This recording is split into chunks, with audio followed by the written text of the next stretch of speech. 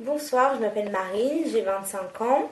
Je suis partie au Ghana l'année dernière pendant 3 mois dans le cadre d'un stage en droits de l'homme au sein du Human Rights Advocacy Center où j'ai pu rencontrer Valentine. Alors moi c'est Valentine, j'ai 24 ans. Je fais des études de droit, j'ai fini mes études de droit et à la fin de mes études donc, je suis allée au Ghana. Et c'est là donc, que j'ai fait un stage en droit de l'homme dans le même centre de droit de l'homme que Marine. Et en gros c'est ça, on est rentré il y a 2 mois et on y pense encore avec joie. Autant que filles, les filles qui sont parties, des filles qui sont parties au Ghana, vous n'avez pas donné des noms ghanéens, des filles. Si, évidemment, on n'y échappe pas. Marine. My name is Ya. Ya. Ya. And then Valentine. I'm Akosua. Akosua. Est-ce que vous comprenez au moins qu'est-ce que ça veut dire Akosua? Ça veut dire que je suis née dimanche. Ah. Bon, Ya. Et moi jeudi. Ça fait vraiment plaisir de voir des Françaises qui sont aussi parties chez moi. Moi, je suis chez vous et vous, vous êtes partis chez moi. Moi, je me sens très très bien ici en France. Comment vous avez trouvé le Ghana? Alors déjà, nous étions à Accra. On est resté pendant les 3 mois à Accra. On a eu un peu l'occasion de voyager dans les petites villes alentours, Cape Coast, etc. J'avais la chance d'être logée dans une famille d'accueil avec d'autres volontaires que moi qui travaillaient aussi dans d'autres ONG.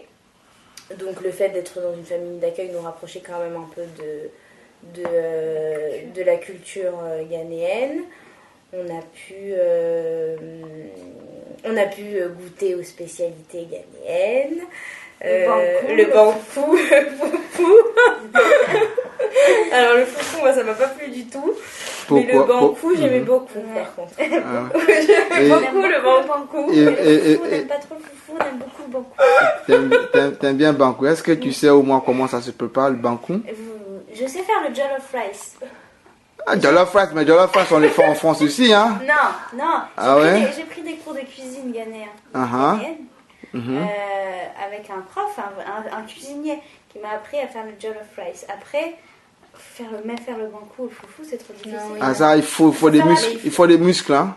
Voilà. Il faut des muscles pour faire bankou. Vous savez, c'est avec quoi qu'on fait bankou? Avec le maïs. Qu'est-ce que vous avez trouvé spécial chez les Ghanéens? L'accueil. Ils sont très chaleureux, toujours gais, ils dansent tout le temps, ils chantent tout le temps. Il y a de la musique partout. Ils sont toujours très contents de nous voir. Oui, toujours très contents. Très curieux. Pourquoi on était là, combien de temps, est-ce qu'on aimait leur pays, et pourquoi ils sont on aime le Ghana. Oui. Vraiment, ils nous demandaient à chaque fois le point de vue sur leur pays, comment on les percevait, si ça nous plaisait, si on se sentait bien. Toujours très curieux. Si on les étonne, ils font « Hey !» Quand ils font comment? Hey, ça veut dire quand ça les étonne? Ça veut tout dire, hey. Ok. Hey, eh bien, ce fait de partir d'ici, entrer dans la chaleur tout le temps. Si, c'était en plus, moi je sais que j'avais pas la clim chez moi, bon, comme la majorité des Ghanéens. C'était pas difficile d'avoir la clim. Non, mais c'est difficile la chaleur. C'était difficile pour nous de toujours être moite, fatiguée, toujours se sentir lourd et fatigué et transpirant. Ouais, non, c'était pas évident. Surtout qu'on y était d'octobre à décembre. Décembre, c'était l'enfer. Enfin, ouais, c'est Hamatan, hein. C'est trop. Il y a le Hamatan en décembre qui fait que Hamatan, ça devient sec, bien sec et tout. Et il faut beaucoup de pommade, hein, sinon. De pommade, de crème solaire. Ouais, de crème, tout ça pour. Moi ça va, je suis assez donc, pendant vos séjours au Ghana, vous venez de me parler de tous les des villes ou bien des villages que vous avez fait, comment vous voyagez au Ghana? En train ou en métro? En métro. En trotro. En trotro? En trotro. Et comment vous trouvez les trotros de chez nous? C'est génial. Moi, Qu'est-ce que j'adore. vous trouvez spécial avec les trotros? Il faut descendre 15 fois avant d'arriver à l'endroit, à notre destination. Qu'est-ce- C'est Faut 50. descendre. Ah Dans oui. Accra, oui. Ah oui. Dans Accra, Ah oui, parce qu'on doit tous les laisser sortir. Il faut laisser après, sortir. Vraiment, Non, mais c'est génial parce qu'on est tous ensemble et une espèce de promiscuité qu'on ne connaît pas. Oh, quoi que dans les métros parisiens, on peut connaître ce. Mais là, c'est pas pareil, c'est très convivial. Vous parlez entre vous? Voilà, on chope le trotro comme ça dans la rue, on plonge dedans et puis c'est très sympa. Ça change. Ouais, ça change. Ça change du métro parisien où c'est tout très encadré, très formel, le ticket, puis personne se regarde. on sait la minute à laquelle va arriver le métro, t'as le panneau d'affichage avec le décompte, machin. Là, tout est très approximatif. Ouais, et c'est la détente, quoi. Ah oui, c'est la grande détente. On sait jamais sur quel trotro va tomber, s'il va pas tomber en panne, parce qu'une fois sur deux, il tombe en panne. Et Et vous trouvez ça bien? bah, c'est marrant. Après, C'est drôle. Après, on en rit parce qu'on savait que ça allait pas durer, mais je sais pas si je devais habiter là-bas, peut-être que j'en aurais marre à force, mais pour le temps qu'on y a passé, c'était très drôle. C'était très drôle pour Ya aussi. Ah oui, moi ça me faisait beaucoup rire le trotro. Et enfin surtout, ce qui était le plus drôle, je crois, c'était dans Accra. Après, pour voyager, c'est différent. Mais dans Accra, moi, ça me faisait mourir de rire d'être avec tout le monde, de devoir descendre 50 fois, changer 3 fois de station pour aller à l'autre bout de la ville. Enfin, non, oui. Parce qu'en fait, c'est très organisé. Oui. On dirait comme ça, quand on le voit pour la première fois, que c'est le bordel, qu'il faut se battre pour avoir une place, qu'on ne sait pas trop comme si tout le monde paye bien son trajet. Mais en fait, il y a un nombre de places limité. S'il y a une personne en trop, elle ne rentre pas. Le mec qui s'occupe de prendre l'argent, il sait exactement qui a payé, il vient nous voir un par un, il sait qui doit descendre à quel moment. Enfin, en fait, c'est très organisé. Et est-ce que vous avez été bien traité au Ghana? Oh oui. Ah oui, mais même plus que bien traité. On est mieux traités. Les Africains nous traitent mieux que n'importe qui.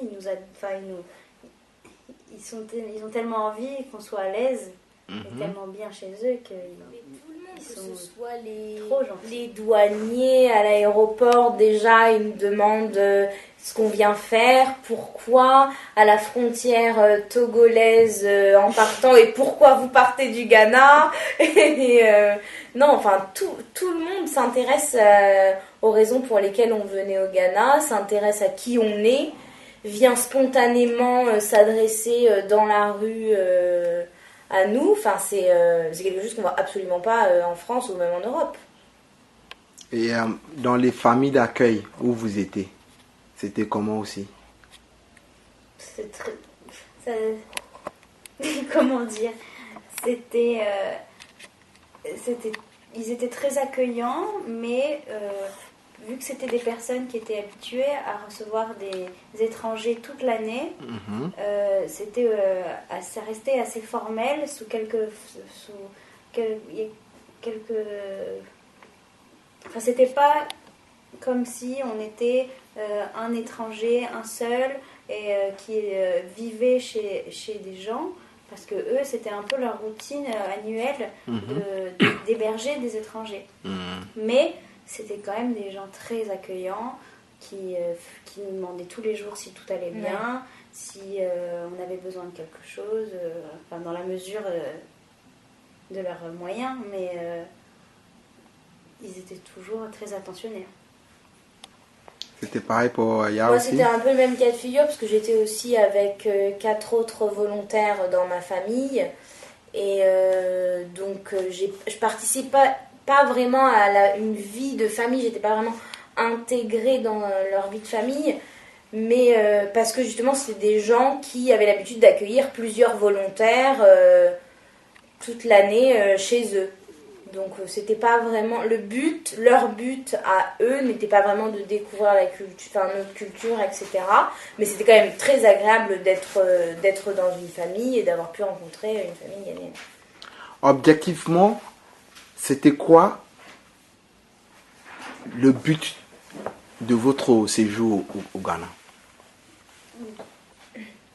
Moi, c'était juste seulement pour avoir une expérience juridique dans un système de droit qui est opposé au système de droit français. C'était lié à mes études, même si c'est moi qui ai choisi de le faire, c'était pas imposé par mes études, contrairement à toi. C'était un choix complètement personnel et volontaire. Je voulais découvrir un système de droit, et en particulier les droits de l'homme, parce que c'est une matière qui intéresse particulièrement les pays africains, ailleurs qu'en France. Et donc, vous avez dit des lois qui sont opposées à celles de la France. Qu'est-ce que vous voulez dire par là? Les lois, c'est surtout... Bon, il y a des lois qui sont complètement opposées à celles de la France. Je pense... Un exemple? Un exemple à l'homosexualité qui est illégale au Ghana et qui est légale en France. Au Ghana, on va en prison parce qu'on est homosexuel. Ça, c'est inimaginable en France. Et après, il y a la pratique qui change beaucoup. Au-delà des lois, la pratique au Ghana,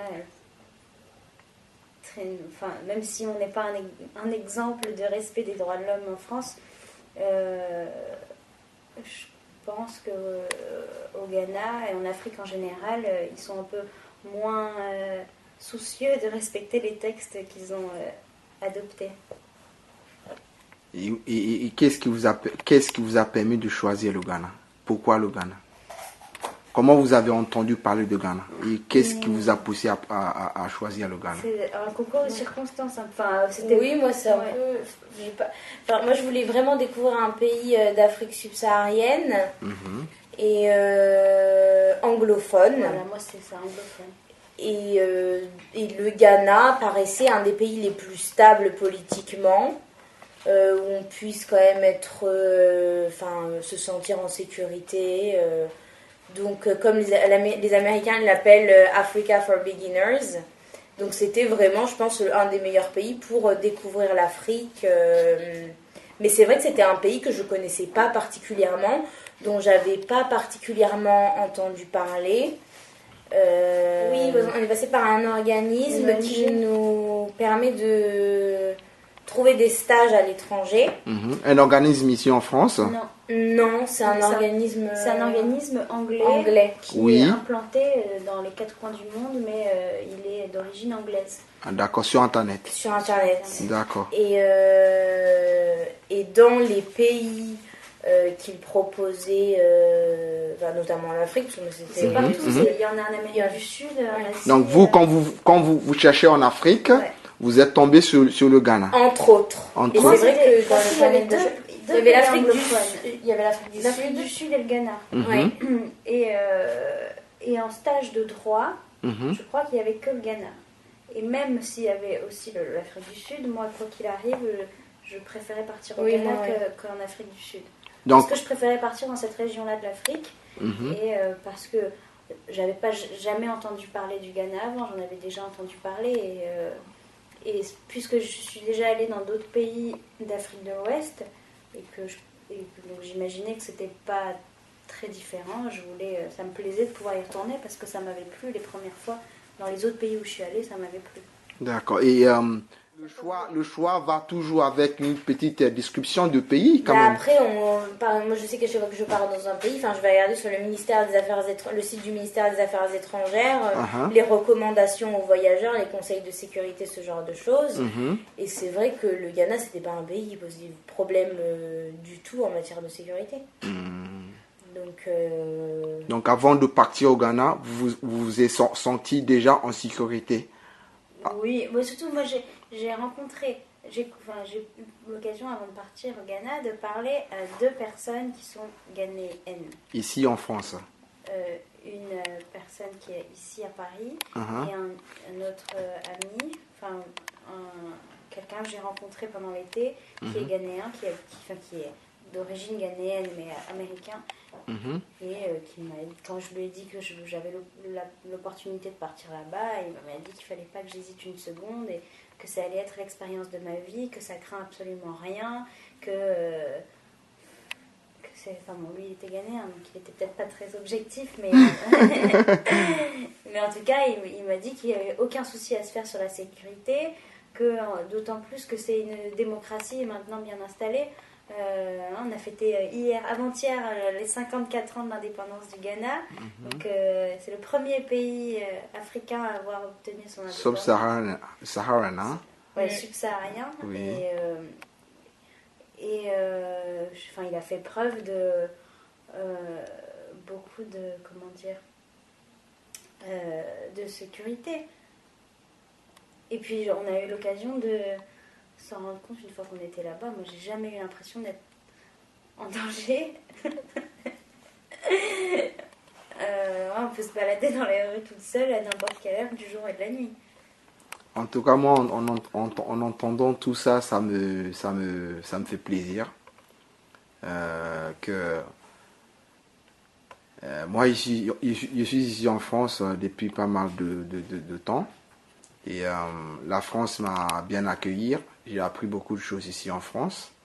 Donc ça fait plaisir aussi de voir que les Français ou les Français